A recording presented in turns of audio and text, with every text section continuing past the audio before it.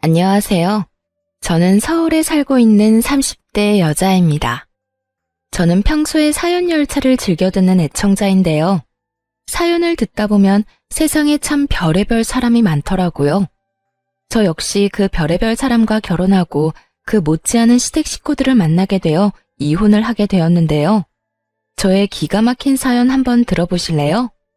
저와 남편은 모임에서 만나 1년 연애를 하고 결혼까지 하게 되었어요. 결혼을 하기 전 결혼을 망설이게 된 일이 있었는데 그건 다름 아닌 시모 때문이었습니다. 본격적인 결혼 준비에 앞서 시모를 뵈러 간 적이 있었는데 그때 시모는 저의 직업과 더불어 친정 부모님의 재력까지 관심을 보이더라고요. 썩 기분이 좋진 않았어요. 궁금할 순 있다고 생각을 하면서도 그걸 물어보는 시모의 말투가 저의 기분을 꺼림칙하게 만들었죠. 그래, 우리 하진이는 프리랜서? 집에서 하는 일을 한다며? 그게 벌이가 되긴 하니?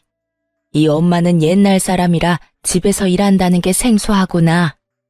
네, 회사원 다니던 때보다 더 벌 때도 있고 덜 벌 때도 있고 그래요. 그래? 안정적이진 않다는 거구나. 혹시나 그러다 잘못되면 우리 아들 혼자 고생해야 하는 건 아니겠지? 엄마, 무슨 말을 그렇게 해?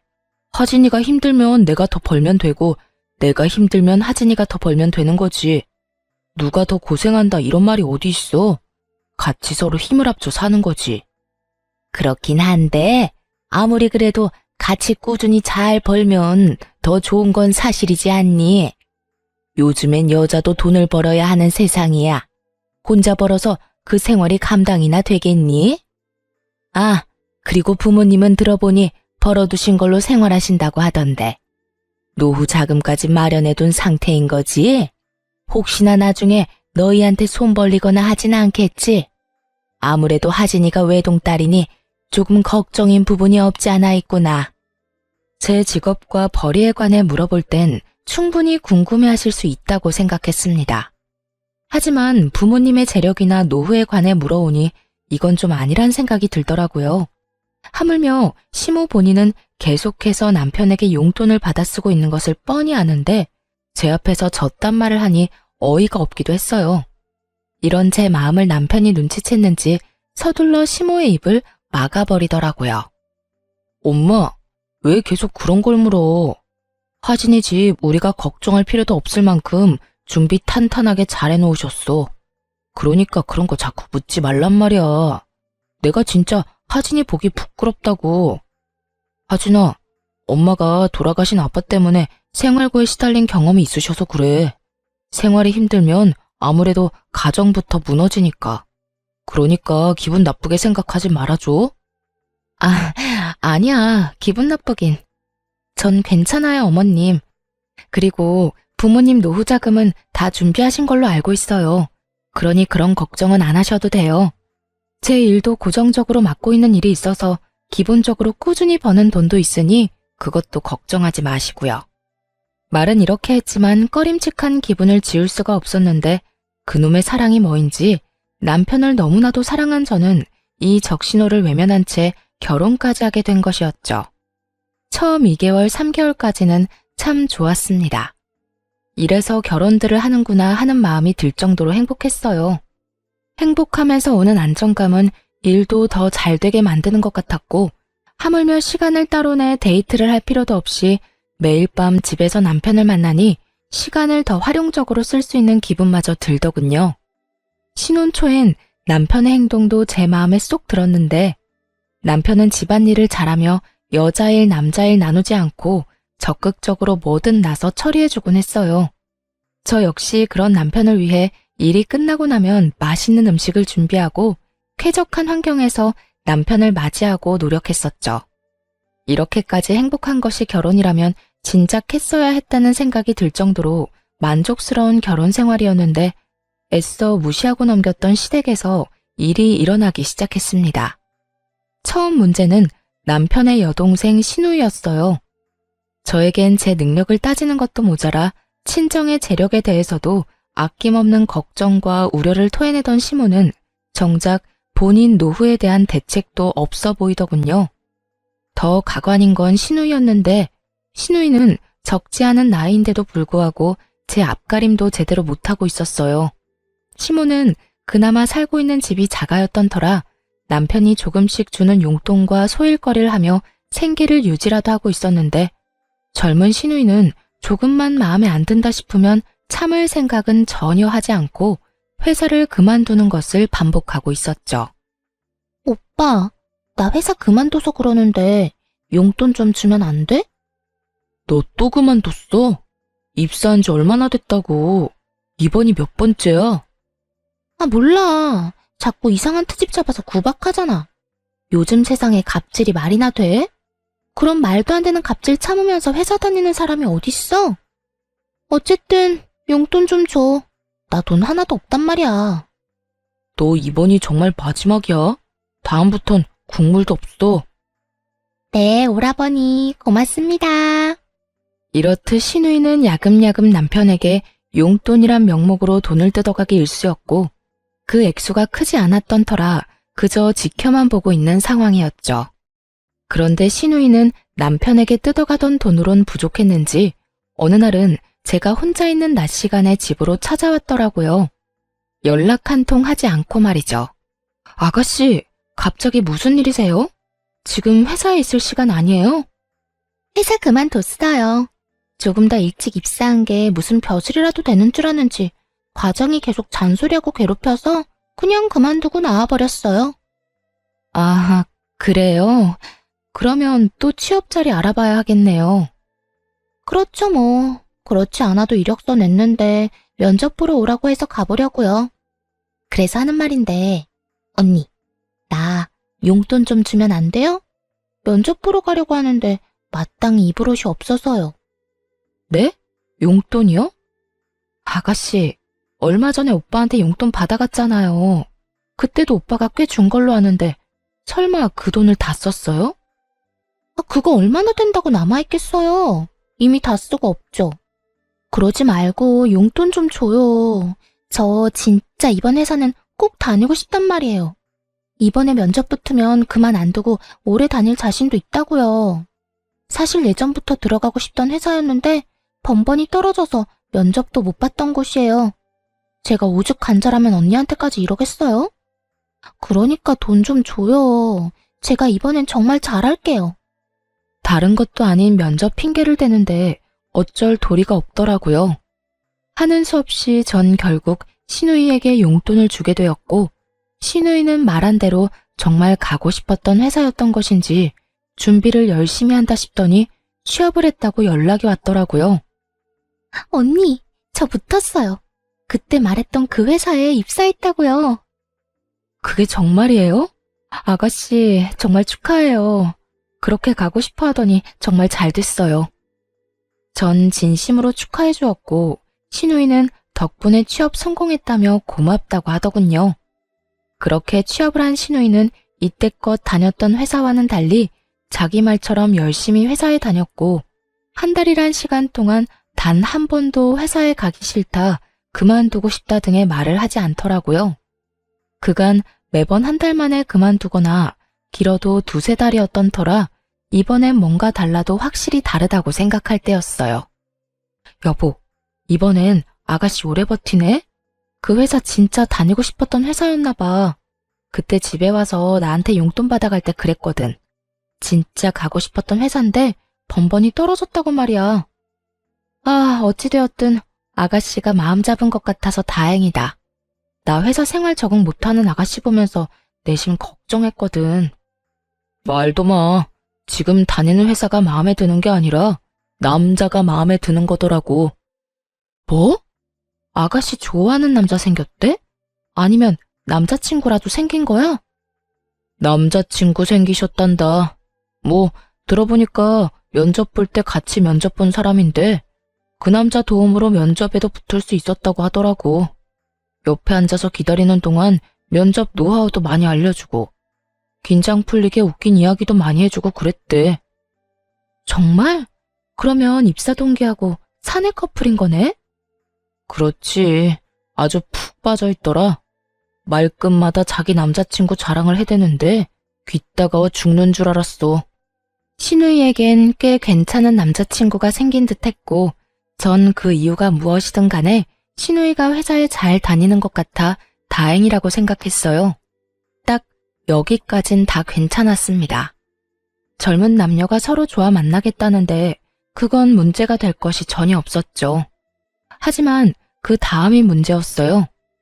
그날은 시모가 집으로 불러 시댁으로 간 날이었는데 시모의 안색이 안 좋더라고요. 그래서 전 걱정스러운 마음에 시모에게 이유를 묻게 되었죠. 그런데 어머님, 아가씨가 연애하는 게 그렇게 걱정이세요? 아가씨 남자친구가 마음에 안 드세요? 안색이 너무 안 좋아요. 아니, 그런 게 아니야. 오히려 남자친구는 잘 만났더구나. 집도 잘 사는 것 같고 사람도 성실하고 반듯한 것이 마음에 들었어. 지금 혼자 사는데 글쎄 그 아파트도 자가라고 하더구나. 그래요? 젊은 나이에 능력이 좋네요. 여러모로 좋은 일인 것 같은데 왜 그렇게 표정이 어두우세요? 아니 글쎄 우리 딸 임신을 했다나 봐.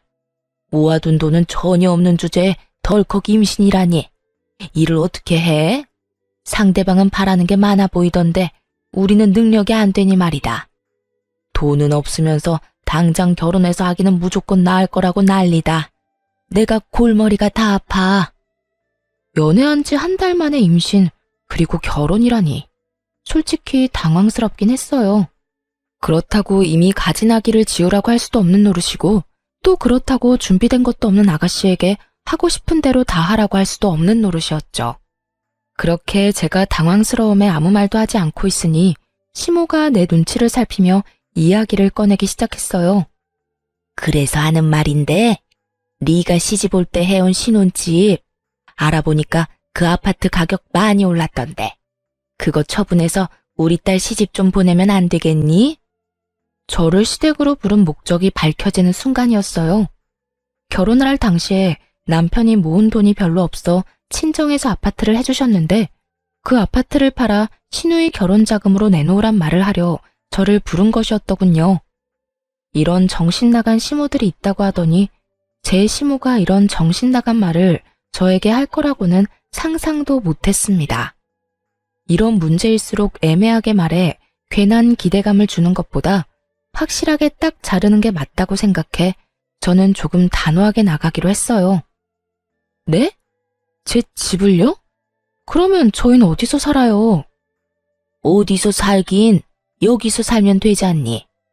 우리 아들 방 도배 싹 하고 가구 들이면 제법 신혼방 분위기 날 거다. 그러니까 집 처분해서 우리 딸 시집부터 좀 보내자꾸나. 아기를 지우라고 할 수는 없는 노릇이지 않니? 그렇다고 제 집을 처분해서 아가씨 시집 보내는 것도 아니죠. 저도 힘들게 번 돈으로 힘들게 장만한 집이라고요. 저희 부모님 돈도 들어가기도 했고요.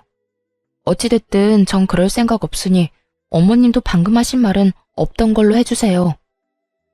제 말에 시모는 섭섭한 기색을 숨기지 않더라고요. 그때까지 소중하다는 듯 부여잡은 제 손을 제가 안 된다고 하자마자 신경질적으로 뿌리친 시모는 이렇게 말했어요. 넌 어떻게 된 애가 생각해본다는 말도 안 하니? 네가 그렇게 딱 잘라서 안 된다고 말하면 내가 민망할 거란 생각은 안 하는 거니? 넌 어쩜 그렇게 네 기분, 네 생각만 하니? 민망하셨다면 죄송해요. 그런데 저는 어머님을 민망하게 만들고 싶어서 그랬던 게 아니라 이런 문제일수록 딱 잘라 정확하게 말아야 한다고 생각해서 그렇게 말씀드린 거예요. 아무리 길게 생각해본다 한들 안 되는 일인데 시간 끌면 뭐해요? 괜히 기대만 하게 만들지 않겠어요? 전 그런 상황 만들기 싫었던 것뿐이니 너무 기분 나빠하지 마세요. 이미 기분 다 상했다. 네가 뭐 지금이라도 다시 생각해본다고 하면 내 기분이 좀 풀릴 것 같기도 한데 어떠니? 다시 생각해 볼래? 누가 아니? 지금은 딱 잘라서 안 되는 일이지만 곰곰이 다시 생각해 보면 가능성이 생길 수도 있는 일이지 않니? 그러니까 지금 딱 잘라 안 된다고 하지 말고 집에 가서 잘 생각해 보려무나. 어머님, 100번을 생각해도 안 되는 건 안 되는 거예요. 제 힘으로 마련한 집도 아니고 부모님께서 해주신 집인데 그걸 팔아서 아가씨 시집 자금으로 보태는 건 말도 안 되죠. 너 아까부터 계속 말도 안 된다고 하는데 뭐가 그렇게 말도 안 되니? 너 이제 우리 가족 아니니? 가족이면 이럴 때 다 돕고 사는 게 당연한데 넌 왜 계속 말도 안 된다고 하는 건지 난 네가 이해가 안 되는구나. 도무지 말이 통할 것 같지 않았어요. 시모는 제가 어떤 말을 어떻게 하든지 간에 무조건 다시 생각해봐라.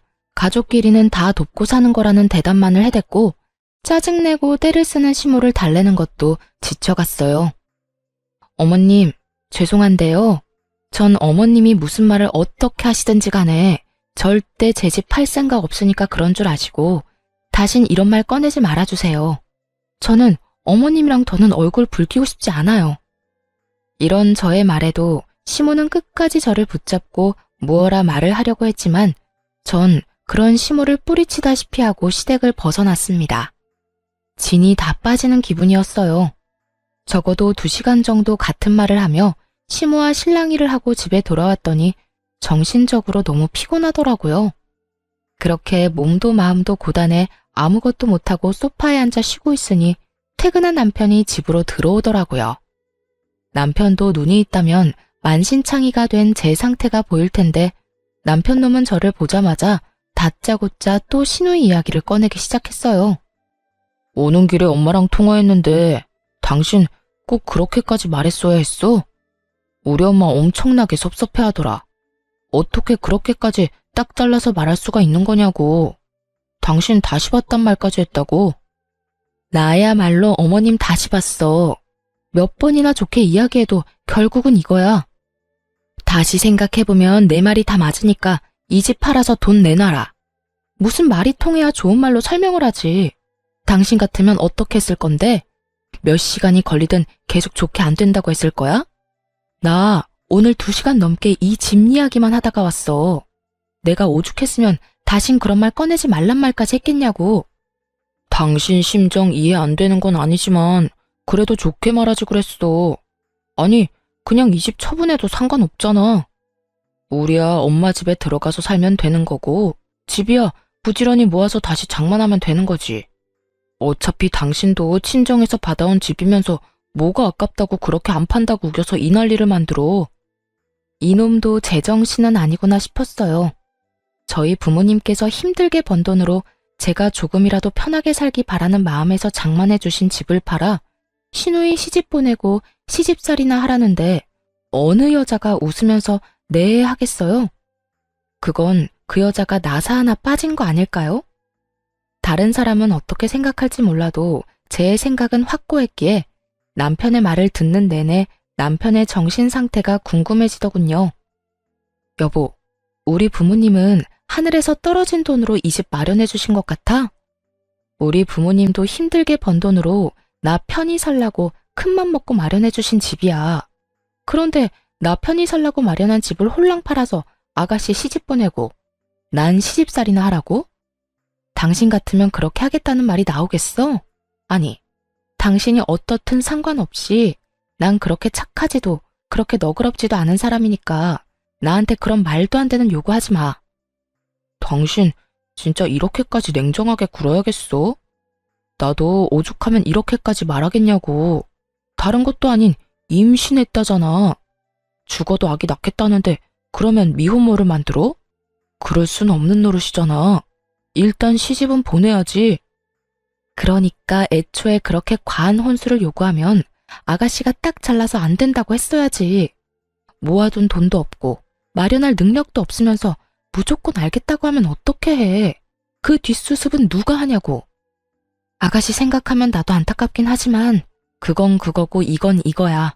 난 이 집 건드릴 생각 전혀 없으니까 그런 줄 알아. 여보, 왜? 여기 귀먹은 사람 없어. 소리 지르지 말고 똑같은 말 계속하게 만들지도 마. 처음이었어요. 남편과 제가 이렇게까지 언성을 높이며 부부싸움을 한 적은요. 남편은 계속 저를 설득하려고 했고 저는 끝까지 안 된다고 하고 그야말로 아비규환이 따로 없었죠. 그날 이후 시모와 시누이는 번갈아 가며 연락이 오고 있었고 연락이 없는 날엔 집에 와 저를 설득하려고 애썼어요.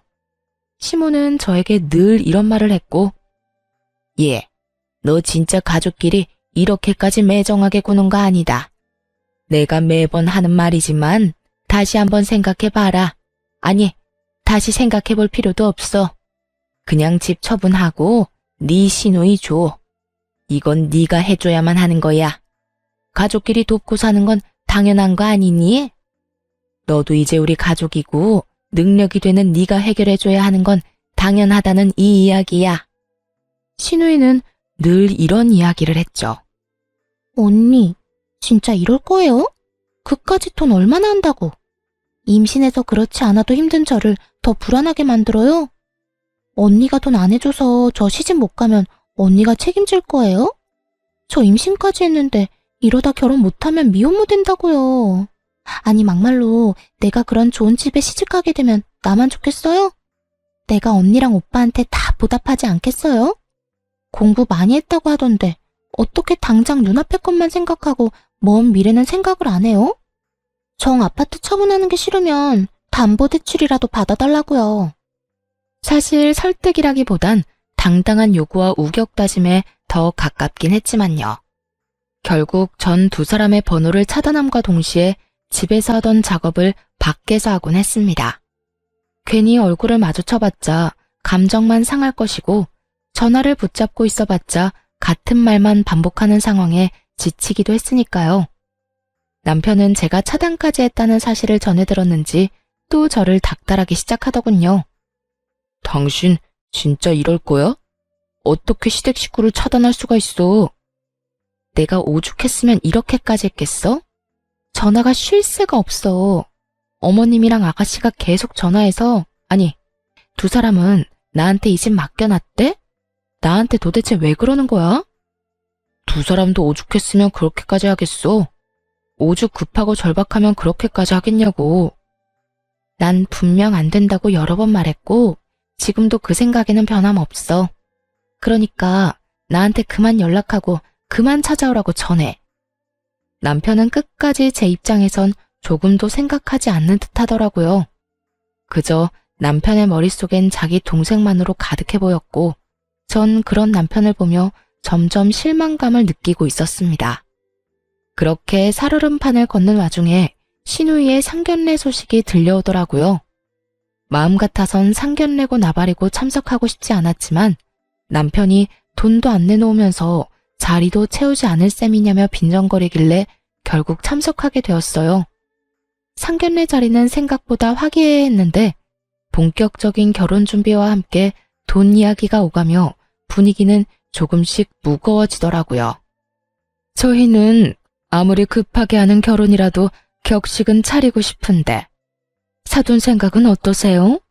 아무래도 저희는 아들 하나뿐이라 해주고 싶은 것도 많고 그만큼 격식을 따지고 싶은 마음이 크긴 한데 혹시나 사돈 댁에서 부담이 되신다면 다 생략해도 상관은 없습니다. 혼수도 마찬가지예요. 지금 이 녀석이 사는 집에 다 갖춰져 있긴 하지만 아무래도 새 출발하는 건데 가전 가구도 새로 다 하는 게 좋지 않을까요? 뭐 우리 새아가만 괜찮다면 그대로 써도 상관은 없지만요. 사돈 댁에선 자신들의 입장에선 격식을 차리고 싶은 것도 사실이지만 최대한 시댁에 맞춰 진행해도 상관없다는 듯 말하더군요. 그 순간 내심 저는 잘 됐다고 이젠 그렇게까지 큰 돈은 필요 없겠다 싶었어요. 그러면서도 사돈댁은 시댁에 들었던 것만큼 과하게 바라는 것 같지도 않은데 왜 집까지 들먹이며 사람을 괴롭혀댔나 하는 원망스러운 마음도 들더라고요. 그렇게 이야기를 들으며 혼자만의 생각에 잠긴 사이 시모가 입을 떼더라고요. 아닙니다. 저희도 딸 하나 시집 보내는 건데 다 제대로 해서 결혼시키고 싶네요.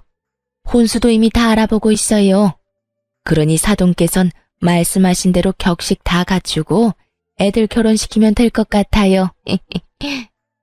이때야 확실해졌어요.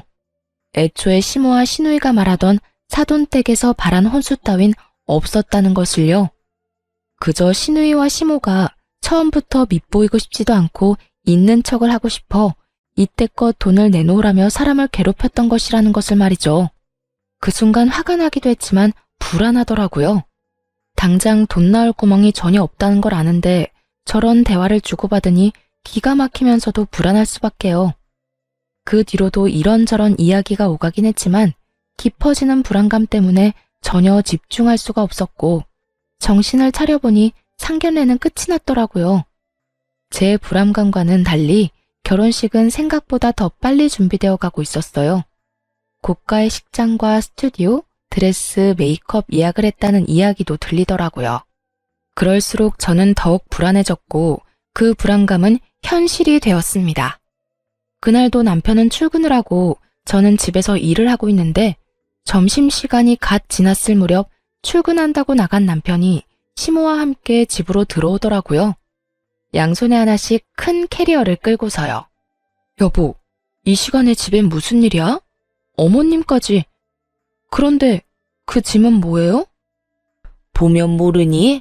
내 짐이다.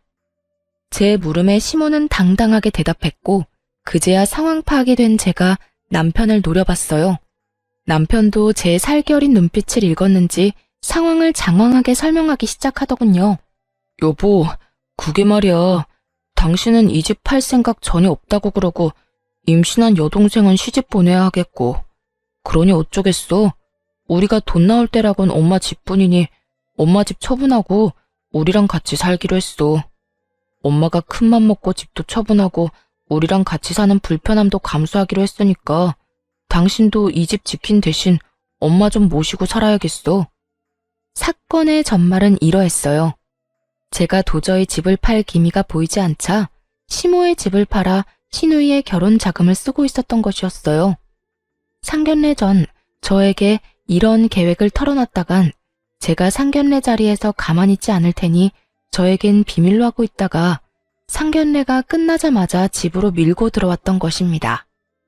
여기까지도 머리뚜껑이 열리기 직전인데 시모는 당연하다는 듯 안방을 가리키며 이렇게 말하더라고요. 뭘 그렇게 길게 설명하고 있어? 시어미가 같이 살자고 하면 그냥 네 하고 살면 되는 거지. 난 어느 방 쓰면 되니? 아무래도 내가 안방 쓰는 게 너희도 마음이 편하겠지? 여기가 안방이었나? 시모는 안방으로 발길을 옮기고 있었고 저는 그런 시모의 앞으로 막아서고 남편에게 따져 물었어요. 아무리 상황이 그렇다고 한들 이건 아니지. 이렇게 무례한 행동이 어딨어? 한마디 상의도 없이 이런 일 벌인 거 난 도무지 납득할 수도 없고 이 상황을 그냥 받아들일 생각 역시 전혀 없어. 두 사람은 이런 상황은 전혀 예상하지도 못했다는 듯 저를 보며 눈만 끔뻑이고 있더라고요. 그랬겠죠. 두 사람 생각엔 일단 짐을 챙겨 들어오기만 하면 제가 하는 수 없이 시모를 모시고 살 거라고 생각했겠죠. 하지만 전 그리 쉽게 당해줄 사람이 아니었고 상황이 어떻게 됐든 이런 식은 용납할 수 없었습니다. 그냥 받아들이지 않으면 네가 어떻게 할 거니? 나를 내쫓기라도 하겠다는 거야? 이제 집도 팔아버리고 집도 없는 시어머니를? 네, 전 그렇게 할 거예요. 어머님, 저는 어머님 모실 생각 없어요. 그러니까 무례한 행동 그만하시고 당장 나가주세요. 저는 단호하게 대답했고 이런 저를 보며 남편이 노발대발 화를 내고 모진 말들을 쏟아내기 시작하더군요. 너 이렇게까지 이기적이었어? 어떻게 우리 엄마 보고 나가라는 말을 할 수가 있어? 너 진짜 냉정하다. 아니, 네 몸속엔 피는 흐르고 있는 거 맞아? 너 지금 괴물 같아. 피도 눈물도 없는 괴물 같다고. 날 이렇게까지 몰고 간 건 당신이랑 어머님이야. 집 가지고 사람을 그렇게 괴롭히더니 이제는 뭐? 한마디 상의도 없이 밀고 들어와서 같이 살겠다고? 난 절대 싫으니까 이런 내가 그렇게 싫으면 당신도 어머님이랑 나가. 뭐해? 어서 안 나가고. 나 절대 안 막아. 안 붙잡는다고. 너 감히 내 아들한테 뭐? 이 집에서 나가? 어디 가장을 집에서 내쫓으려는 게야? 이렇게 말한 시모는 제 머리를 향해 손을 뻗었고 전 그런 시모의 손을 낚아채 뿌리치며 이렇게 말했어요. 몸에 손대지 마세요. 그리고 지금 당장 나가세요. 지금 당장 나가지 않으면 아가씨 결혼 제 손으로 다 엎어버릴 겁니다. 우려했던 말이 제 입에서 나오자 두 사람은 잠시 멈칫한다 싶더니 이내에 비웃음을 지어 보이며 저를 조롱하기 시작하더라고요. 네가 무슨 수로 내 딸 결혼을 없는다고 그러니? 당신 미쳤어? 제정신이야? 아무리 기분이 상했다고 해도 어떻게 그런 말을 해? 당신 진짜 이렇게까지 모진 사람이었어? 내가 진짜 내 동생 결혼만 아니면 당신 같은 여자랑은 그만 살고 싶은 심정이다.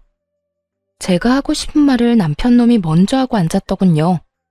저야말로 당장 내쫓아버리고 이혼하고 싶은 마음이 굴뚝이었으니까요. 나도 마찬가지인데 잘 됐네. 그러니까 당장 이 집에서 나가. 이혼하고 싶은 여자랑 얼굴 보면서 살 필요가 뭐가 있어. 어디 어른 앞에서 건방지게 이혼 이야기를 꺼내는 게야? 너 도대체 뭘 믿고 이렇게까지 나오니? 이까지 집? 너 지금 이까지 집 믿고 이렇게 건방지게 구는 거니? 집 있는 게 무슨 벼슬이라도 되는 줄 아나? 자기가 뭔데 이혼을 한다 만다 하는 것도 모자라 내 딸 결혼까지 망친다고 하는지. 저 다 알고 있어요. 아가씨 임신한 거 아니라는 거. 뭐야? 네가 그걸 어떻게 알고 있는 거야? 그래요. 아가씨는 임신한 적이 없었어요. 이 사실을 알게 된 건 멍청한 신우이의 뒤처리 때문이었죠. 한참 저에게 돈을 요구하던 시기에 신우이가 저희 집까지 찾아온 적이 있었는데 그때 화장실을 자주 간다 싶더라고요. 임신 초기에 화장실을 자주 가기도 한다고 하니 그런가 보다 했는데 신우이가 돌아가고 난 후 화장실을 가니 쓰레기통에선 여러 개의 생리대가 발견되기도 했고요. 정말 기가 막히지 않나요? 어떻게 임신을 가지고 장난질을 할 수가 있는지 제 상식으론 이해가 되지 않더라고요. 아무리 그 남자를 붙잡고 싶고 그 집안의 재력이 탐이 난다고 한들 그런 거짓말은 절대 안 된다고 생각했죠. 그러면서 이때껏 저를 대했던 모든 행동에 대해 의구심을 품게 되기도 했고요. 사실 처음에 신우이가 임신했다고 하며 시집갈 돈이 없다고 했을 때 조금 흔들렸던 건 사실이에요. 아파트 차분까진 아니더라도 그동안 제가 모았던 돈 정도는 보태주려고 했었어요. 하지만 시모가 파렴치하게 나오는 모습을 보며 그 생각도 스치듯 지나가 버렸고 절대 아무것도 내주면 안 된다는 생각을 하게 된 것이었죠. 어찌됐든 이렇게 전 아가씨가 가짜 임신으로 결혼까지 하려는 것을 알았고 시모 역시 한 집에 사는데 이 모든 사실을 모를 일 없다고 생각했던 것이었죠. 제 예상대로 시모는 모든 사실을 다 알고 있었고 멍청한 제 남편은 전혀 아무것도 모르는 눈치더군요. 뭐라고? 임신한 게 아니었단 말이야? 왜 그런 거짓말을 했대? 그러다 들키면 어쩌려고? 우리만 입 다물면 들킬 리도 없어. 들어보니 그 집 재산이 장난이 아니라고 하더라. 그런 집 외동아들이 네 동생한테 푹 빠져 있다는데 기회 왔을 때 잡아야 할 거 아니니? 일단 결혼부터 시키고 적당한 때에 유산했다고 하면 돼. 진짜 임신하게 되면 더 좋고. 하여튼 그래서 결혼 서두른 거니까 너도 조용하고 있어. 억소리가 날 만큼 놀라운 말이었어요. 딸 자식이 그딴 짓을 저지르고 있다고 하면 부모가 나서 말리고 혼내는 게 정상 아닌가요? 시모는 그런 시누이를 말리기는커녕 앞장서서 시누이를 돕고 있더군요. 남편 역시 같은 핏줄은 확실하더라고요. 시모의 말에 말릴 생각은 하지도 않고 앞으로 호강할 일만 남았다며 시누이를 부러워하고 있더군요. 어쩐지 이상하다 싶었어. 그런데 그렇게 잘 산대? 이야, 내 동생 이제 떵떵거리면서 살겠네. 부럽다 부러워. 부러울 거 뭐 있어? 네 동생 잘 되면 너도 잘 될 텐데. 그런가? 내가 여동생 덕을 다 보게 생겼네. 이럴 줄 알았으면 용돈 달라고 할 때 더 넉넉하게 챙겨줄 걸 그랬어. 두 사람은 제가 있다는 사실도 잊은 것인지 시누이 덕을 볼 생각에 신나서 주저리 모든 사실을 읊어대고 있었고 전 그런 두 사람이 너무나도 한심했습니다. 그러면서도 남편에 대한 정이 떨어지는 것은 물론이고 조금 남아있던 미련마저 사라지며 머릿속에 남은 것은 이혼뿐인 상황이 되었죠. 어때? 이제 우리 엄마 모실 마음이 좀 생겼어? 지금이라도 우리 엄마한테 버릇없이 군 거 빌면 내가 너그러운 마음으로 당신 용서해 줄게. 용서? 그딴 용서 필요 없으니까 제발 이 집에서 좀 나가줄래? 난 이제 당신이랑 살 생각 전혀 없어. 그러니까 당신 엄마는 당신이 모셔. 괜히 나까지 싸잡아서 고생시킬 생각하지 말고. 당신 방금 우리 말 못 들었어? 이제 곧 내 여동생이 우리 호강시켜 줄 거라고. 그런데도 나하고 우리 엄마 내쫓겠다고? 호강 같은 소리 한다. 어떻게 된 인간이 동생이 그런 일이 벌이고 있다고 하면 말릴 생각을 해야지 더 부추기고 있어? 진짜 정 떨어진다. 정 떨어져? 당신 지금 그 말 나한테 하는 말이야? 그래, 당신하고 당신 가족한테 하는 말이야. 사랑하는 남자한테 임신했다고 속이고 결혼하려는 아가씨나 그런 사실 알고도 딸 혼내기는커녕 집까지 처분해서 도와주는 어머님이나 호강 타령이나 하는 당신이나 세 사람 전부 다 치가 떨리게 정 떨어져. 난 네가 말하는 그딴 호강은 바란 적도 없고 앞으로도 필요 없으니까 당장 이 집에서 나가. 이렇게까지 나가라고 했으면 자존심이 상해서 나가는 것이 정상일 텐데 도무지 두 사람은 움직일 생각도 제 말을 들어먹을 생각도 하지 않더라고요. 오히려 화를 내는 저를 보면 그러다 정말 후회한다는 둥, 지금이라도 늦지 않았다는 둥 헛소리만 하며 비아냥거릴 뿐이었어요. 전 더는 두 사람의 그림자도 보기 싫은 상태였고 혹시 몰라 상견례 때 받아뒀던 신우이의 예비 신랑의 명함을 보여주며 이렇게 말했어요. 나 지금 농담하는 거 아니야. 지금 당장 나가지 않으면 나 이 명함에 적힌 번호로 전화해서 아가씨 가짜 임신이니까 지금 당장 산부인과 같이 가보라고 할 거야. 그게 뭔데? 이찬훈? 이찬훈이면 내 동생이랑 결혼할 남자 아니야? 네가 이 사람 명함을 왜 가지고 있어? 상견례 때 주길래 받아뒀어. 지금 그게 중요해? 더 중요한 게 있을 텐데. 정말 네 동생 결혼 다 엎어버리기 전에 당장 나가라고. 잠시만. 당신 정말 왜 이래? 지금 우리가 여기서 나가면 어디로 가? 오갈 데도 없단 말이야. 그것까지 내가 해결해줘야 해? 이혼할 마당에 그런 것까지 내가 신경 써줘야 하냐고. 신경 써달라는 게 아니라 며칠 시간을 좀 달라는 말이지. 아니, 이혼할 때까지는 여기서 좀 지내면 안 될까? 당신이 원하는 대로 이혼할 건데 조금만 지낼게. 느끼셨나요? 남편이나 시모나 대화가 통하지 않는 것은 매 한 가지였어요. 아니, 통하지 않는 것을 넘어 아예 되지 않는 수준이었죠. 저는 도저히 안 되겠다는 생각에 두 사람이 보는 앞에서 명함에 적힌 번호를 누르기 시작했고 그런 제 모습을 보던 남편과 시모가 화들짝 놀라며 짐을 챙기기 시작하더라고요. 지금 나가. 지금 나간다고. 그러니까 전화하지 마. 당신이 전화하면 진짜 큰일 난다고. 그래, 얘. 나 짐 다 챙겼다. 이제 나갈 거야. 그러니 전화하지 말거라. 앞으로 여기 찾아오지도 않을 테니 절대 전화하지 마라. 아연실색한 두 사람은 서둘러 집을 떠나버렸고 전 잔뜩 겁에 질린 채 도망가는 두 사람의 모습을 보며 깊은 한숨을 내쉬었어요. 그날 이후 이혼 준비에 박차를 가했어요. 저를 괴롭혔던 남편은 물론이고 시모 신우이에게까지 위자료를 받을 수 있었죠. 금액이 많진 않았지만 속이 다 후련하더군요. 거기에다 전 제가 결혼을 하며 쓴 모든 비용을 청구해 그것마저 6개월이란 시간 동안 대부분 돌려받을 수 있었습니다. 제가 이혼을 하고 난 후 전 신우이에게 연락이 왔더라고요. 들리는 소문으로 결혼 한 달 만에 이혼 취소를 당했다고 하던데 그 소문이 맞더라고요. 이렇게 전화까지 한 걸 보면요. 야, 네가 다 말했지? 나 가짜 임신이었던 거 네가 다 말했잖아. 너 다 알고 있었다며.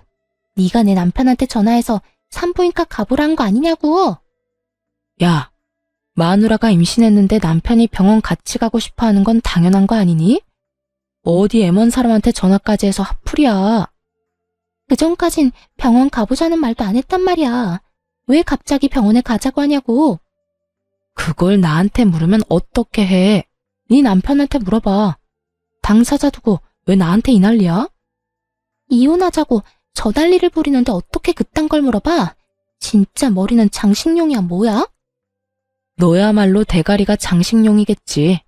야, 네가 이혼을 하든 재혼을 하든 난 다 상관없고 관심도 없거든.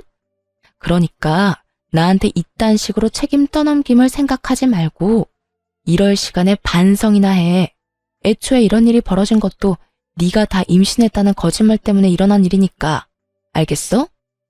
누가 누구한테 책임을 묻는 건지 정말 벌을 받고도 깨달은 바가 전혀 없는 인간이라 생각했네요. 혹시나 궁금해하실까봐 드리는 말씀인데 전 정말로 아무 말도 하지 않았어요.